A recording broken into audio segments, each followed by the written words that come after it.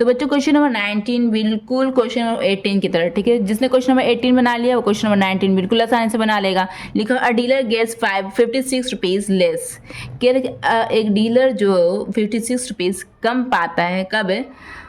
If instead of selling a chair at a gain of 15%, ठीक है।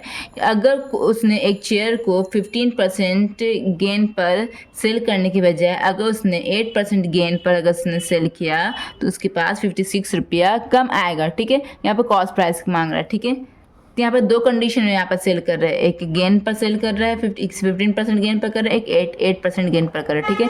तो चलिए इसको हम लोग बनाते हैं कॉपी में। ये क्वेश्चन नंबर 19 है, ओके बच्चों, ठीक है।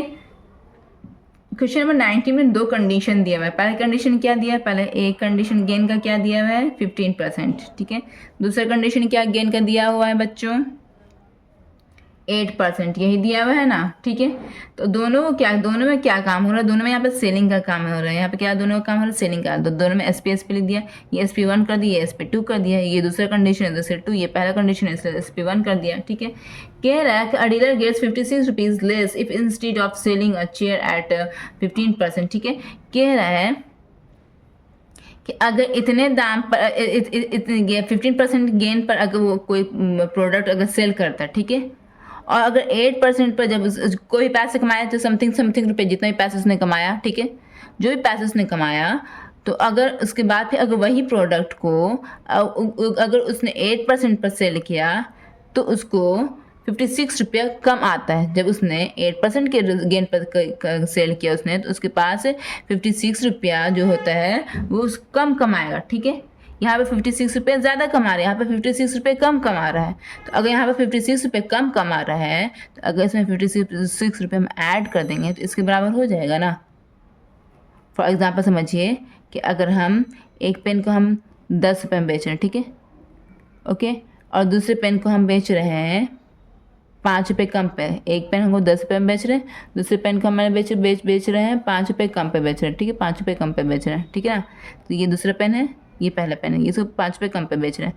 अगर इसमें हम 5 रुपये और ऐड कर देंगे तो इसके बराबर आ जाएगा ना। इसी तरह से यहाँ पर इसने 56 रुपये यहाँ पर कम कमाया यहाँ पर, तो 56 रुपये अगर हम यहाँ पर ऐड कर देंगे तो इसके बराबर आ जाएगा ना। तो यहाँ पर ऐसे ही यहाँ पर इक्वेशन आपको बनाना है, SP1 = SP2 + 56, इस तरह से बनाना, ठीक है। तो SP का फॉर्मूला गेन पर क्या होता है? 100 + गेन % बाई 100 इंटू CP, यही होता है ना। = यहाँ पे SP2 का फॉर्मूला क्या होगा? गेन पर है दोनों, तो 100 + गेन %, गेन यहाँ पे दोनों पर गेन हो रहा है ना, तो 100 + गेन % बाई 100 इंटू CP, यही होगा, ठीक है। प्लस यहाँ पे क्या है? प्लस यहाँ पे 56 है, ओके। तो यहाँ पे मैंने CP की में यहाँ पे क्या मांग रहे हैं? CP में यहाँ पे फाइंड करने के ना, तो यहाँ पे लिख देना, ठीक है। यहाँ पे लिख देना let the CP be X, ठीक है, ये लिख देना, ठीक है। अब नेक्स्ट करना है, यहाँ पर क्या करना है बच्चों? नेक्स्ट यहाँ पर करना अकॉर्डिंगली फॉर्म, यहाँ पे वैल्यू पुट कर दीजिए, 100 हो गया यहाँ पर, ओके, प्लस गेन % यहाँ पे क्या? SP1 का गेन क्या था यहाँ पर? 15, ओके, बटे 100 यहाँ पर हो गया, इंटू CP मैंने क्या माना? X, ओके, 100 यहाँ पर हो गया, प्लस गेन यहाँ पर क्या है? SP2 का 8 है, बाई 100 इंटू CP मैंने क्या है? एक माना X + 56। इतना समझ में आया बच्चों? चलिए अब हम आगे पढ़ते हैं। अब यहाँ पे क्या होगा बच्चों? यहाँ पर ये लोग दोनों को पास जोड़ दीजिए, तो 115/100 हो जाएगा यहाँ पर, इंटू X, ठीक है, इंटू X = ये लोग दोनों को जोड़ दीजिए, 108/100 इंटू X हो गया, + 56। ये समझ में आया बच्चों? अब नेक्स्ट करना क्या है? नेक्स्ट 115X हो जाएगा बटे 100 = क्या हो जाएगा? 108X हो जाएगा बटे 100, मल्टीप्लाई हो जाएगा ना, ऊपर मल्टीप्लाई हो जाएगा, + 56, ओके बच्चों। अब नेक्स्ट यहाँ पे क्या करना है? X वाला को इधर भेज दीजिए, तो 115X बटे 100, ठीक है। ये वाला जो RHS में ये है, LHS में जब जाएगा तो यहाँ पर प्लस का निशान है ना, कुछ नहीं है तो प्लस का निशान है। LHS में जाएगा तो यहाँ पर ये माइनस का निशान आ जाएगा, तो -108X/100 = 56।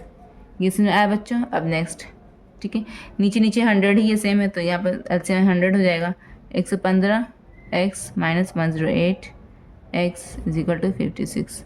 ओके बच्चों, अब नेक्स्ट बताते हैं। नेक्स्ट क्या होगा, ये दोनों को सब्ट्रैक्ट कर दो। तो अब ये 115 में 60 कितना होगा, 7x हो गया बटे 100 इज इक्वल टू 56। ओके बच्चों, अब यहाँ पर क्या आएगा, यहाँ पर नीचे में 1 छुपा हुआ, ठीक है। क्रॉस मल्टीप्लिकेशन होगा, दोनों तरफ जब फ्रैक्शन आता है तो क्रॉस मल्टीप्लिकेशन होता है। ये इट मीन्स नीचे वाला ऊपर वाले से मल्टीप्लाई होगा, नीचे वाला ऊपर वाले से, ठीक है। इट मीन्स इसका न्यूमरेटर इसके डिनोमिनेटर से हो जाएगा, इसका न्यूमरेटर इसके डिनोमिनेटर से हो जाएगा, ऐसे क्रॉस मल्टीप्लिकेशन, ठीक है। तो यहाँ पर क्या हो जाएगा, 7x को 1 से मल्टीप्लाई करेंगे तो क्या हो जाएगा, 7x ही हो जाएगा ना। 7x को 1 से मल्टीप्लाई करेंगे तो 7x हो जाएगा। 56 को मल्टीप्लाई करेंगे 100 से तो 56 मल्टीप्लाई 100, इस तरह से, ठीक है। अब यहाँ पे क्या करेंगे, 7x का 1 से मल्टीप्लाई करेंगे तो 7x ही हो जाएगा, 56 मल्टीप्लाई बाय 100। ओके बच्चों, अब नेक्स्ट यहाँ पे क्या करेंगे, x के साथ 7 किस फॉर्म में अटैच है, मल्टीप्लाई में अटैच है ना। 7x मीन्स क्या हुआ, 7 मल्टीप्लाई x ही हुआ ना। 7x मीन्स 7 मल्टीप्लाई x है। तो यहाँ पे क्या हो जाएगा बच्चों, x इज इक्वल टू 7 जब इस घर में आएगा, RHS में आएगा तो डिवाइड में आ जाएगा, ठीक है। 7 में 7 7 8 56 ऊपर नीचे काट लीजिए तो x का वैल्यू क्या आएगा, 8 मल्टीप्लाई बाई 100, यही आएगा ना। तो x का वैल्यू यहाँ पे क्या आ जाएगा बच्चों, 800, ये आ जाएगा, ठीक है। और CP मैंने क्या माना था, CP मैंने x माना था ना, CP मैंने क्या माना था, x। जब x का वैल्यू है तो CP क्या आ जाएगा, 800। यही मेरा आंसर आ गया, ठीक है। बुक से अपने आंसर मिला लीजिएगा। चलिए अब हम नेक्स्ट क्वेश्चन की तरफ बढ़ते हैं।